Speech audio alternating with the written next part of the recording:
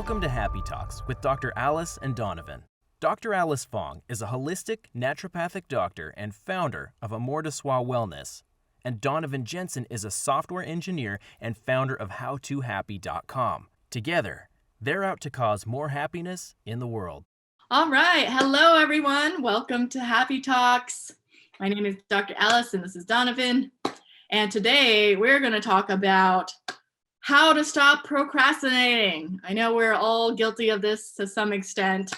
So, Donovan, what are your thoughts about how can you be more productive and how can you stop the procrastination train? Or like, what does that look like for you? Yeah, so I think as with a lot of other topics, the best approach is to just hit it from a bunch of different angles, right?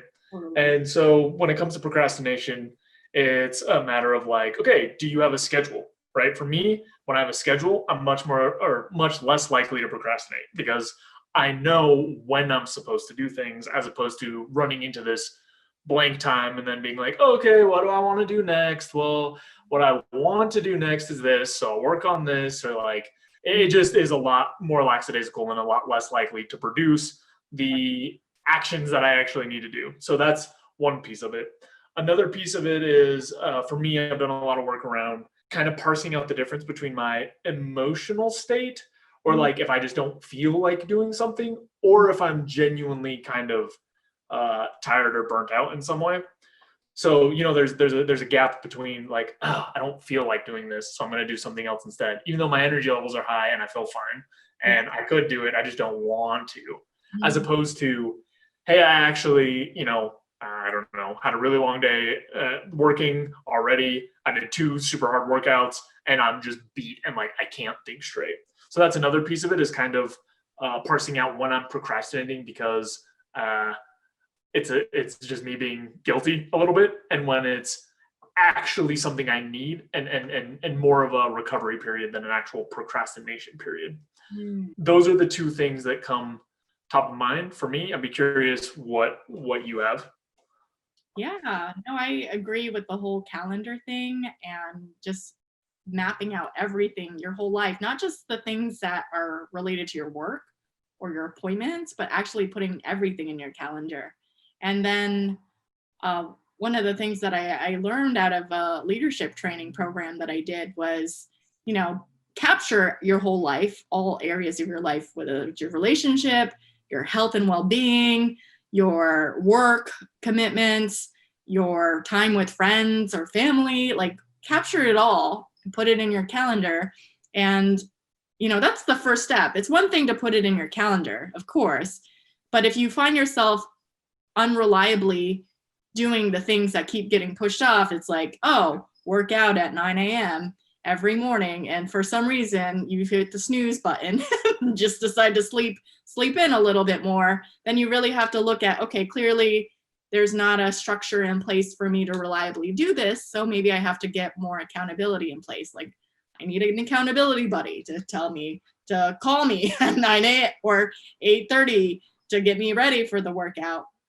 And then it's a matter of also looking at when you have something in your calendar and there's the alert and you either do it or you don't. But if you like continuously like move it to the next week and then you're like, oh, well, I can't do that. Then you move it to the next week. And it's just like a repetitive pattern of just pushing it off and pushing it off and pushing it off.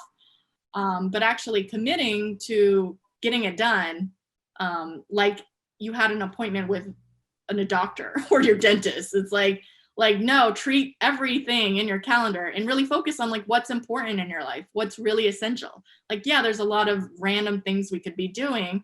And if you need time to like look at your social media, then block out the time for that. So you don't spend like 5 hours being like scrolling because I'm like, oh, I have this free time. So now I'm just going to be in a YouTube black hole. And if you need that for your mental break, that's totally fine. No judgment around that. But like even schedule that out. Just schedule that out. So it's like clearly in your calendar, like, okay, I get 10 minutes to look at my social media, or 15 minutes or a half hour, whatever that looks like. So then that way, whatever's next in your calendar, you're like, okay, I'm following whatever's in my calendar. My calendar tells me what I need to be doing right now.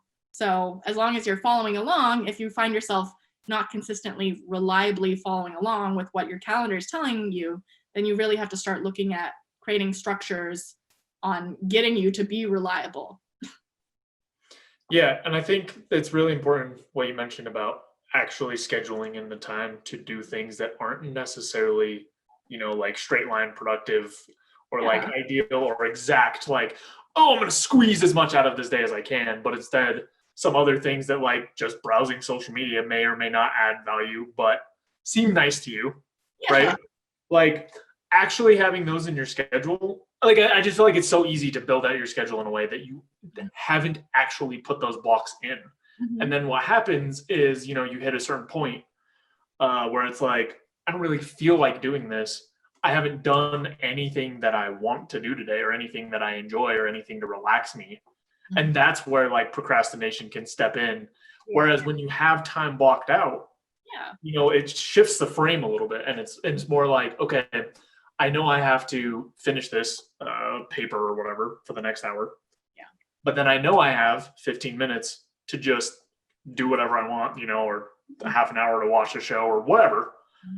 And then that way you have kind of something to look forward to, as well as something to like lean back on, right? Like once you've done it, then you don't feel like, wow, I've really been kind of restricting myself or not allowing myself to do something fun because I have to do all these productive things.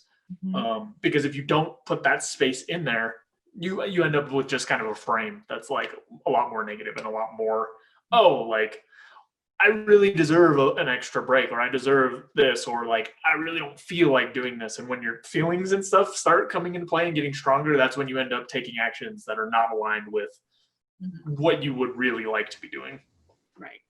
Totally.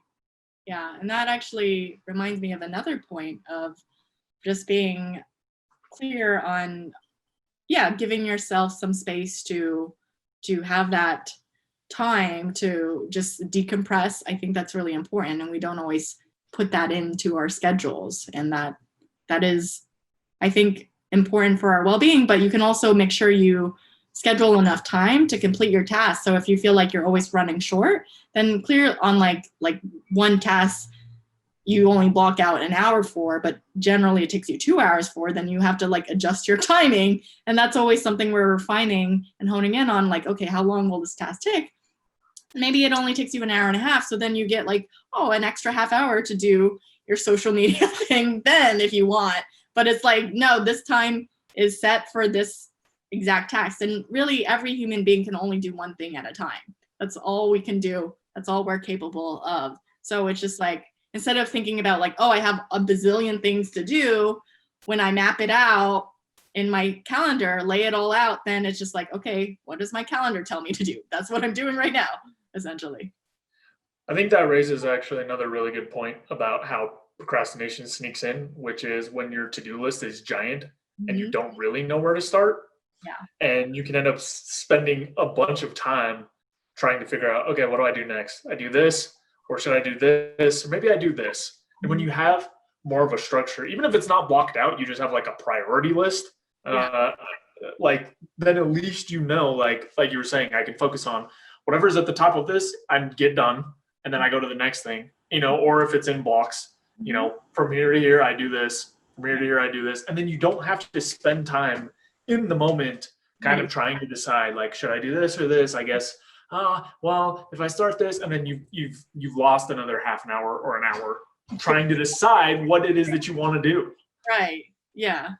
And then you couldn't decide, so you went on social media, and then then you just like lost another hour. So you're like, well, I don't even know. I need a break from thinking so hard. And when it just mapped out, it makes life so much easier in a lot of ways.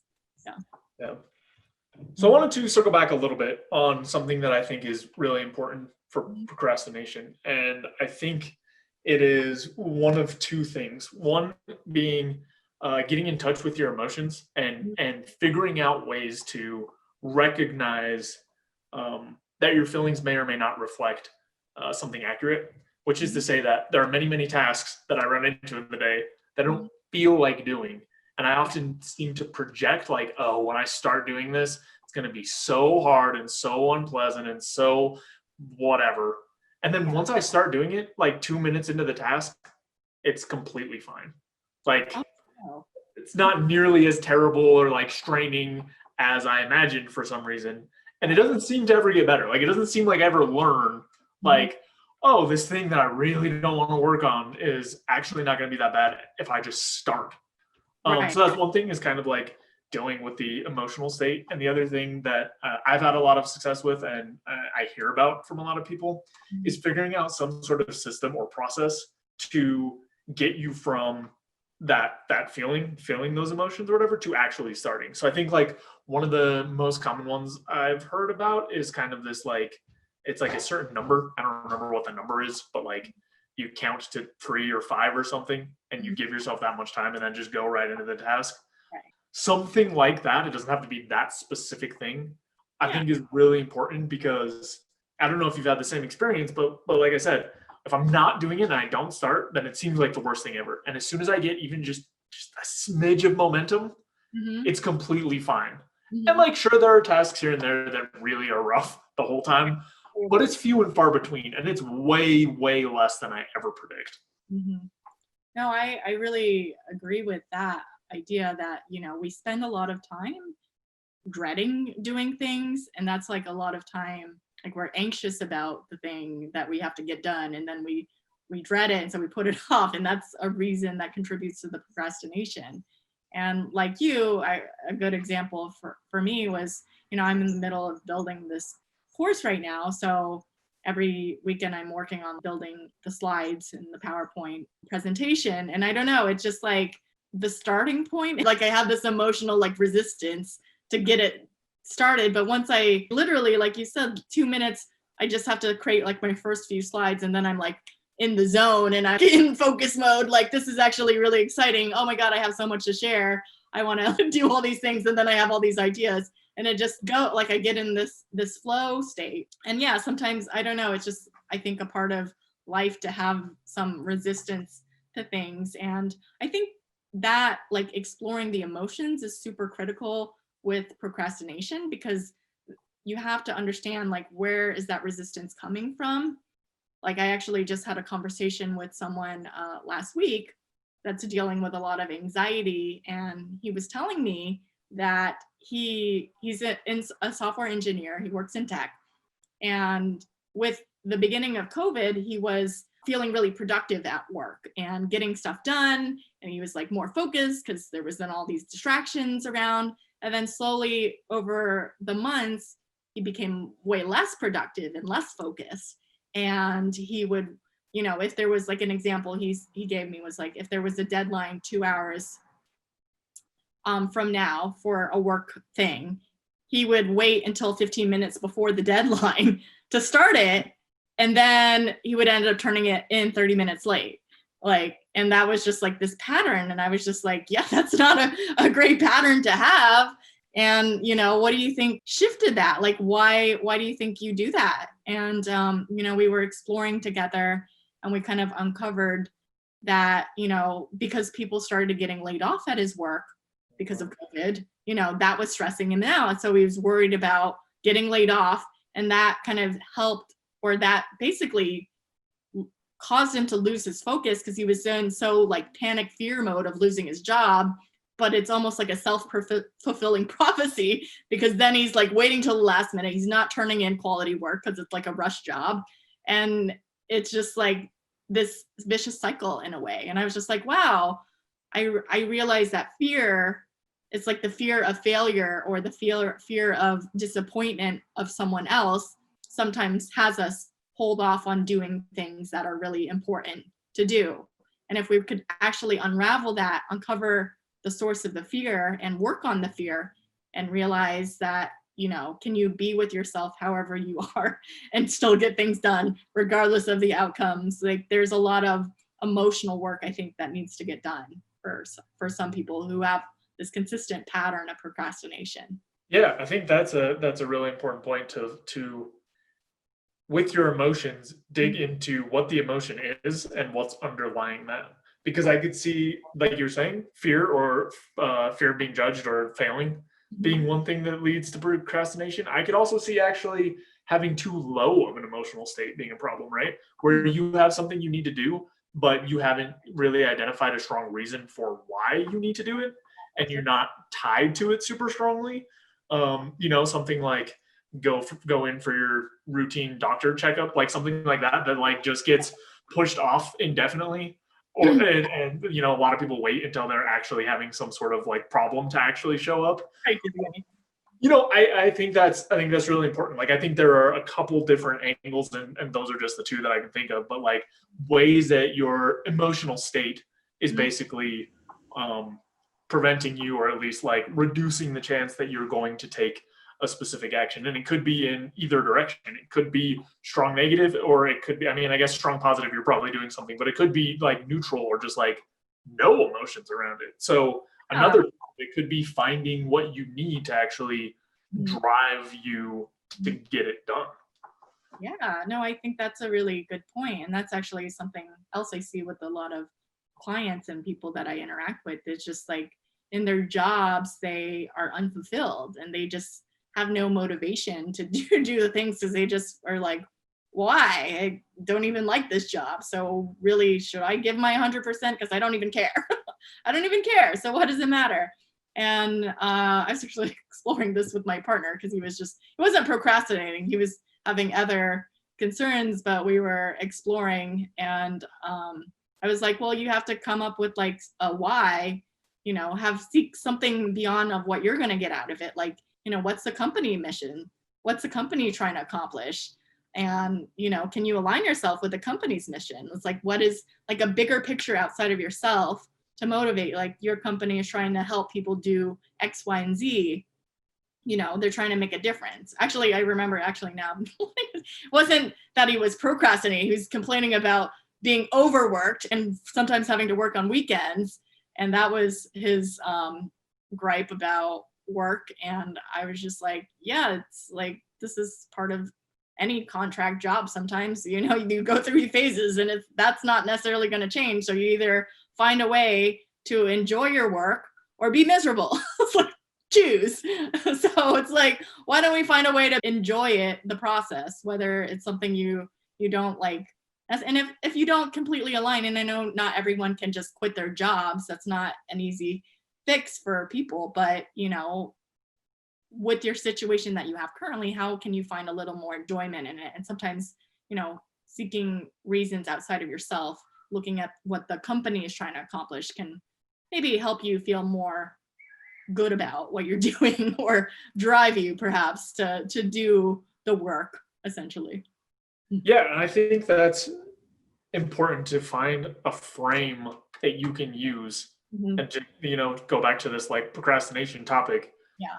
If you have stuff that you need to do, there has to be a reason that you need to do it. And initially, like, the first thought you have about it might not be the one that gets you motivated. So like, going back to that work example, like maybe the first thing they think of is like, what is this company trying to do? And like, I don't care. Okay, fine. But like, what other angles can you look at? Like, what skills can you learn from this place? What networking can you get done? What, like, you need to go to like this job, you're going to go to it either way. Like, what are the aspects that actually do provide some value? And it might take some, finagling, some brainstorming to actually figure out a way that keeps you motivated. Yeah. But any of these things that we need to get done, or that we procrastinate on, have to have some sort of meaning. And if they truly don't, if there's truly no good reason to do them, then it doesn't matter if you do them, right? Like, then don't feel guilty about it. They shouldn't need to be on your list. But, like going back to the doctor's office example, like, if I just think about scheduling it because you're supposed to do it, like, that doesn't hold any water for me. But if I think about the difference between like, oh, if I go and I have like a 1% chance of early detection of something that would ruin my life, like, and then I think about more tangibly, like, okay, what would my life be like if I just got some like disease? Can't think of anything specific off the top of my head, but something that could have easily been prevented and treated if I just went in. And I think about like that life and that, that specific thing, then all of a sudden I'm like, okay, I need to go in. Actually, I think dentistry is way easier for this, right? If I think about having to do like 3 root canals, or just going in, or just like scheduling, like just getting it scheduled, it's like, okay, I would rather just not take the chance of having to do that. And in the same way, like that's the way at least I personally overcome a lot of my procrastination, which is to just find an angle that's a little bit more emotionally compelling. And usually there is, like almost always, if I brainstorm long enough, I can find a much stronger reason than whatever comes to the surface. Oh, totally. Yeah. Yeah. And you have to be creative. And I think you actually have to also, as far as going back to the scheduling thing, you have to plan time to plan. Yeah. Yeah, you need planning time. And maybe you can incorporate in that planning time, like creative ways to brainstorm what would motivate and drive you. And you can even put that in your calendar, like in your calendar description, you'd be like, this is my driving force of why I need to do this thing. And then maybe when you come up to that task in your calendar, you're like, oh wait, I really don't want to do this. Oh wait, I need a motivation for why. So I click on the description and be like, oh, this is why I'm doing it. Okay, I remember now, and put all that part in your planning so you're motivated when that task comes up. Yeah. I think that's such a good technique, right? Is just having that readily present. It's not gonna make you take action every single time. Yeah. But if you can find an emotionally compelling reason as opposed to just like a more logical reason, then it pushes back against the main thing that we talked about that kind of gets you procrastinating in the first place, which is some sort of emotional, like either, fear or just not caring or this resistance to like, it's going to be hard, right? Like it gives you an opposite push in the emotional realm towards like, oh, this is important because of this. Like, and I think that's critical. Like I said at the beginning, like I think the best thing to do is just hit it from a ton of different angles. Totally. Yeah. Yeah. And actually kind of going back to the calendar thing, I thought of another thing to be beneficial is like we have these super long to-do lists, and I need to like literally things will sit on my list forever. And if I don't actually put that thing in my calendar, it is not going to happen. So it's just like always updating my to-do list and just putting those tasks, especially the things that keep getting put off, into my calendar so it gets done, and noticing that like if it was something that doesn't seem that important but it should be like for example, if I should clean my car probably every few months, but I don't. It's getting pretty dirty and I need to clean it, but it just doesn't feel that urgent to me because I'm like, well, I got other things I got to get done, but then therefore it goes like months and months and months without cleaning it, and it could use a pretty good detailing. So actually maybe I should just hire someone to do it versus doing it myself. But anyways, but if I like kept pushing it back in my calendar, then I have to really look. It's just like, it feels kind of bad when I keep putting it off. And if I just like took the hour and just go to a car place to get it done, then I don't have to like stress about how I'm not doing it or feel guilty that I'm not doing it. And that's a way to kind of like get those things that don't seem that important to you, but they are things that need to get done. And yeah, I think and I don't even know what would, I guess I could come up with a motivation because I do like a clean car. It feels good. It feels like you have a new car when you clean your car. Yeah. So that was my tangent. I don't know if I. Yeah, no. Of that. I think it brings up two kind of important things, and one that I was going to mention anyway. So I'm glad you touched on it. One of them is if you find yourself procrastinating something a lot and you're not projecting it as like, oh, this is going to be horrible, and it won't be, like it's actually something you don't really want to do. If you can offload that responsibility somehow, like how you mentioned, like, hey, maybe I should hire someone. Like if there's that you can offload it, definitely do that. Like, that's one of the greatest things I've ever discovered in my life is just being like doing these things that I hate and then realizing that like I can just give someone money to do it. And I know not everyone is in that position, and like it depends on what the thing you don't want to do is. Like if you don't want to work, I don't know if you can give someone money to do your job for you. But there are a lot of things, there are a lot of tasks, especially the things that pile up, that you can just move off of your plate and get someone else to do it, or find a more efficient way to do it. And I guess that's another thing is like a lot of these tasks that get procrastinated are really burdensome in some way or another. That's another like source of procrastination. Like, great, I have to do this, like, I don't know, shoveling, right? Like I have to shovel the whole driveway, and like I don't want to do it because it takes forever. Yeah. Well, like get a snowblower. Like, you know what I mean? There are other options too. Sometimes the solution is to find a more efficient way of getting the thing done so that it's not as painful, so that you don't procrastinate as much. I said I had two things. I don't remember what the second one was, but That's a good point that I didn't even realize that yeah, that's what I started to notice in my business is like all these mundane tasks I hate doing and then I keep putting off. And they're important, even though I just hate doing them. I just, yeah, started to outsource it then it finally got done. So instead of, maybe it's not like, and the other thing I had to let go of is just like understanding that it doesn't have to be perfect was the other thing that like, yes, if I outsource it, it might not be exactly how I would have done it, but being okay with that, hey, at least it's getting done versus not getting done, even though it's not perfectly how I would have done it, but you know, it's sufficient enough and I can train and give manuals to the task to be in a way that it gets done. So it's not always perfect, but it's better having something tangible than nothing.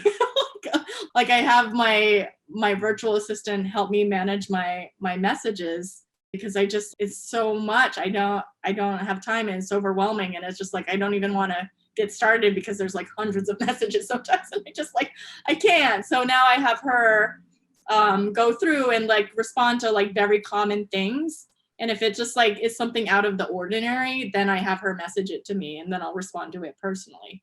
But that's just like so less overwhelming for me if I get her to handle it, even though it's not always a perfect system sometimes. But it just gives me so much more relief and not so stressed out about having like hundreds and hundreds of messages all the time. Yeah. yeah, I mean, it's like a clear shift from this monster behemoth like task. Yeah.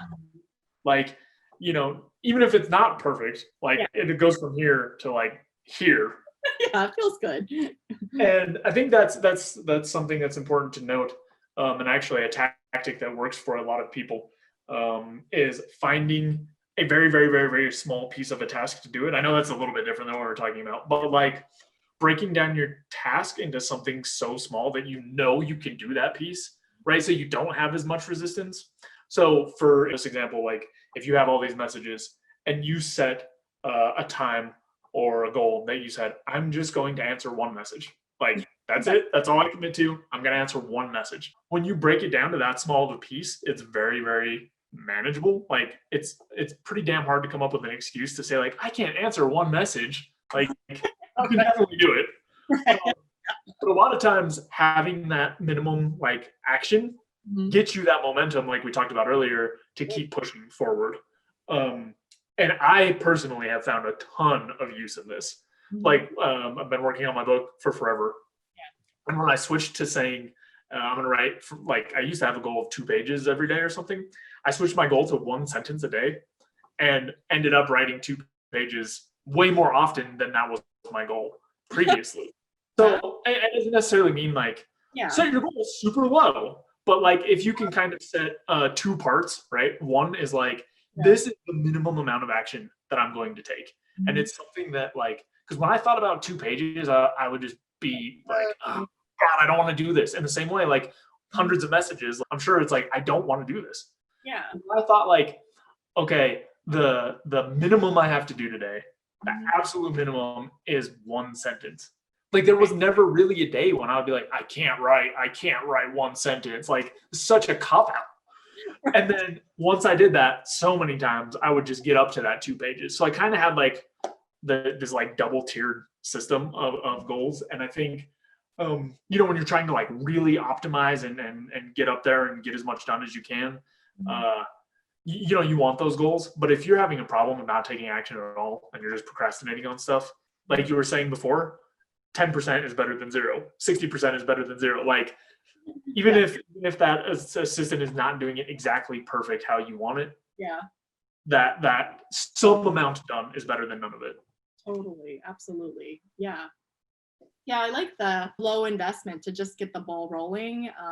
That actually works for my slide. If I just create the easy slides first of just like the layout of how this slide, the rest of the presentation will go, then, the rest kind of follows more easily and naturally. And so I just like literally, I even started just create like the templates for the rest of my course and just have like those out in a bookmarked. And so I can just, when I have thoughts, I can go to that presentation and just like type out my slides for that and reference back to it as I need. So it's like, yeah, just the starting is the hardest part for a lot of people. And for me too, it's still like, I don't even know if it's going to ever be easier. Just like starting is just hard. You just have to get over it and just start, even if it's like one thing, one little thing, and that gets you the momentum to keep it going.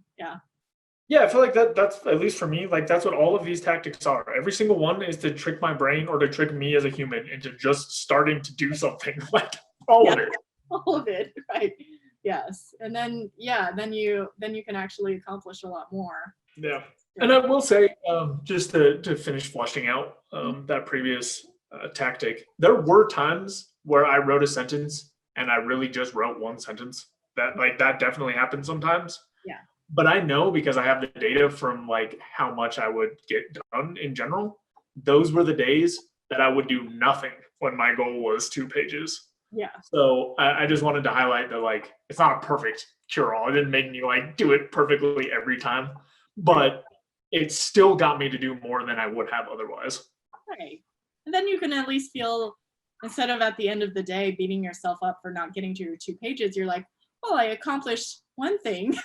I did write one sentence, and I feel like having a sense of accomplishment versus a sense of like failing at the day is a much better way to end the day and then that feeds into the next day of what you get done, of being like acknowledging what you've accomplished for the day. And it's like, actually, when I started a shift of like acknowledging, oh, some days it feels like I didn't get anything done because I have this giant to-do list and I didn't accomplish anything. But when I actually like hone in on like, oh, actually I did this and I did this and I did this, it wasn't that I did nothing. I did a lot of things, and maybe it wasn't on track with what I wanted to get done, but I still did some things. And I think that shifts your mind and being like, oh, wow, I actually am getting stuff done. Or instead of feeling like I'm never getting anything done, kind of thing. And another thing actually that just had me think of like setting your day. If there are some tasks, sometimes I just write like, okay, what are the 3 big things that I get? Or even just like one big thing. If 3 is too many, just stick to one. Like, what's the one thing that I really need to get done today? And just get that one thing done. And then it feels good. Instead of thinking like, oh my God, I have 20 things. I don't even know how I'm going to get to these 20 things. I might as well just do nothing. Just like, because it's just like impossible. And then you feel overwhelmed and you're like, nope, can't handle it. I need a break. Versus just like one thing helps, again, goes back to like the low investment, can get the ball rolling kind of a thing. Yeah, that's a tactic that I've heard work for a lot of people and also works for me. And just having basically one thing per day that if I get done, I'll feel like I got something done, Yeah. which is usually like a task that is fairly important or a high priority. Because, going back to what you're saying, like I've had days where I felt busy the entire day and then it's over and I didn't get anything done. Yeah. I have no idea what happened. Yeah. And if I go back, like I did do a bunch of stuff, Yeah. but not anything that was like really important to me or that made me feel accomplished for the day. So having just that one thing, or up to 3, more than 3 is generally too many. By having that is really helps focus and give a sense of achievement for the day. And on that same note, we've talked about momentum in a particular task. I also wanted to talk about like momentum within a day, because like if I start my day strong and knock out 2 or 3 things in a row, I have good momentum for the rest of the day. Totally. The opposite also applies. If I start my day and I'm just messing around on my phone in bed, and then I go get up and I'm supposed to work out and I play on my computer for another hour and then go do the workout, like the whole momentum for the day is just drained out. And that doesn't mean that like I don't recover from it sometimes, but for the most part, like what I do in the day sets the tone for the rest of the day. So I have found, and I've also heard, if you can get a win early in the day for some sort of accomplishment or some sort of productivity, that can help drive you for the rest of the day. Like a lot of people are really into making their bed first thing in the morning. That personally, like, I don't care about that at all and does nothing for me. It does not make me feel accomplished. But a lot of people that sets the tone for the day, because like, okay, I already got my bed made. So now, I have this next task. I have this. I can tackle this. I can tackle this. So if you can find a way to get a win early in the day, it can set up momentum for the rest of the day. A couple other things that like work for people are like working out first thing in the morning, or like, waking up, having a cup of coffee or whatever, and then working out, or a glass of water. I personally like to journal first thing in the morning. That makes me feel accomplished, focused, clear. But yeah, finding a win in the morning can also help set up your day to have less procrastination.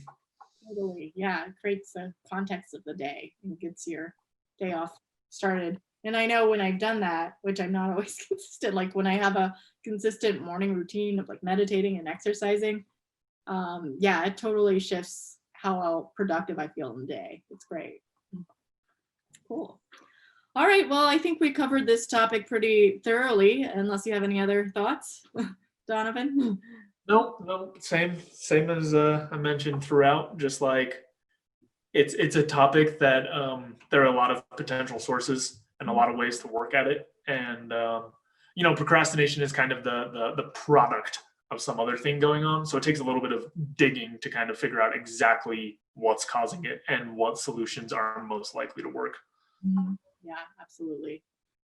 Thank you so much for watching. If you enjoyed the video, be sure to like it and subscribe to my channel, as well as ring the bell so you get notified when the next video comes out. And if you look in the description below, go to my website, get my free guide to fast and easy stress relief. Thanks again for watching, and we'll see you next time.